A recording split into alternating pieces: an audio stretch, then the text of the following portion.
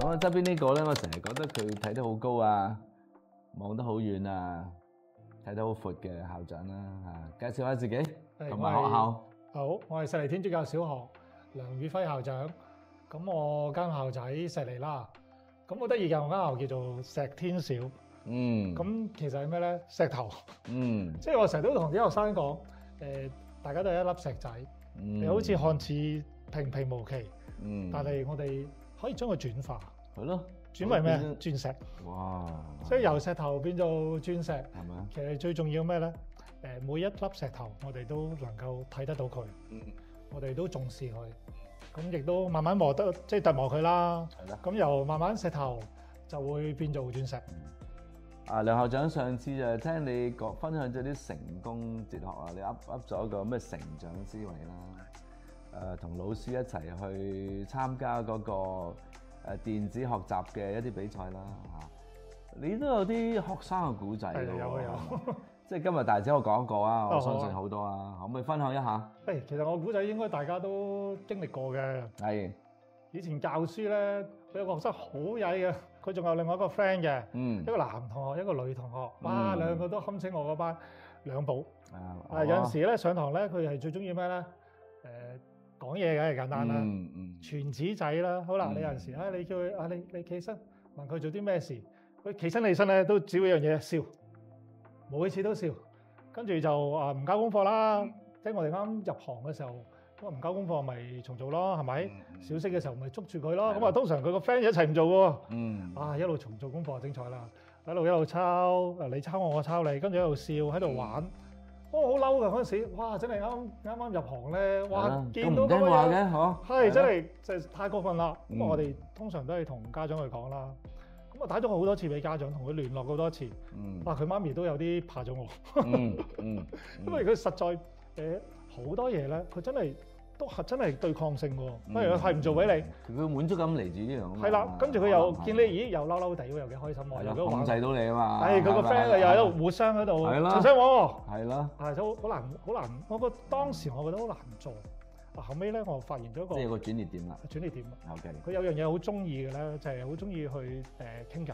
咁我原本咧，我上堂就要佢安靜，就唔俾佢傾偈。咁佢又覺得唔開心啦。後尾我發現到原來啲同學同我講，唔係，佢唔係好曳嘅咋，不過佢中意傾偈，你唔中意傾偈啊嘛。係咯。佢唔中意傾偈，你咪特登做啲嘢出嚟咯。唯有傳紙仔啦。係啊，佢兩個 friend 都中意講嘢，咁啊啱啦，俾我知道佢中意傾偈。咁我嗰年，我記得我好多小息都係你上堂唔好傾啦。嗱，放小息嘅時候，我唔係淨係俾佢傾，我叫埋佢啲同學全部大家留低喺度傾下偈。咁啊借啲嘢，嗰陣時我哋都佢哋都肯嘅，肯㗎，開心㗎。因為咧嗰陣時都未有嗰啲生日會嗰啲咧，我買咗啲嘢食，咁啊大家坐喺度，我話定期大家小息傾下偈，招呼下佢哋。因為你好明顯，你擺咗啲友誼嘅元素啊嘛，係啊，你唔係一個懲罰嘅元素啊嘛。其實處理學生第一步最重要就係個關係。好多時我哋係希望學生安靜。希望佢即係讀好個書，但我方法好直接㗎。你唔好傾偈咪安靜咯。你坐得定咪就已經做到咯。你做齊啲功課，你真係去讀書，攞多啲時間去望住本書，真係去溫，你咪讀到書。其實唔係嘅，即係我哋好多時咧，學生嘅需要係咩？佢要傾偈，佢要陪伴。咁我行咗第一步，咁建立咗個關係。我記得當年呢個學生咧喺嗰級裏邊咧，哇，數一數二係最多動靜噶啦，出晒名㗎。係咪過度活躍㗎呢個？嗰時未有呢啲名㗎，不過就係真係活躍嘅。過度活躍佢真係冇呢個時候，個都俾人誤會話佢曳。冇錯。唔係讀寫障礙嗰啲睇幾都睇唔到，又話佢懶。冇錯，係咪啊？即係其實我哋要對於個學生要多啲認識。但係個關係好咗咧，即係好多嘢都轉變咗。好多年啦，到佢畢咗業。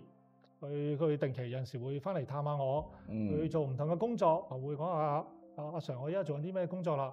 可能去買鞋啦，做服裝店啦。我話係啱晒你呢份工，你中意傾偈啊嘛，你中意講嘢啊嘛。其實你本身個潛能就喺度。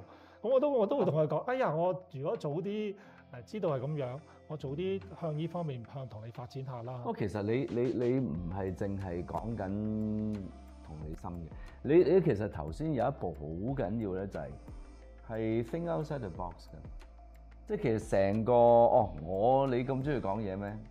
我不如創造個機會俾你講嘢。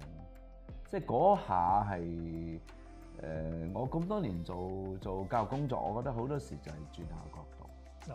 有一次我曾經處理過一個學生，咁啊佢做咗嘢唔肯認，我問佢係咪你做？佢坐喺度2分鐘啊！我多謝你，校長點解你多謝我？因為我知道你裏邊掙扎緊，你大可以同我講大話嘅，但係你有良知。我話我好開心，你認咗一齊去處理啫，真係去做。咁所以將來多啲同我哋分享呢啲啦，呢啲叫做逆向思維啊 ，think outside the box whatever 到啦，都係一個好好嘅演繹咯。哇，好正！咁啊，聽咗呢一個家長嘅老師嘅故仔，咁啊一個學生嘅故仔，都好發人深省。多謝，多謝羅長。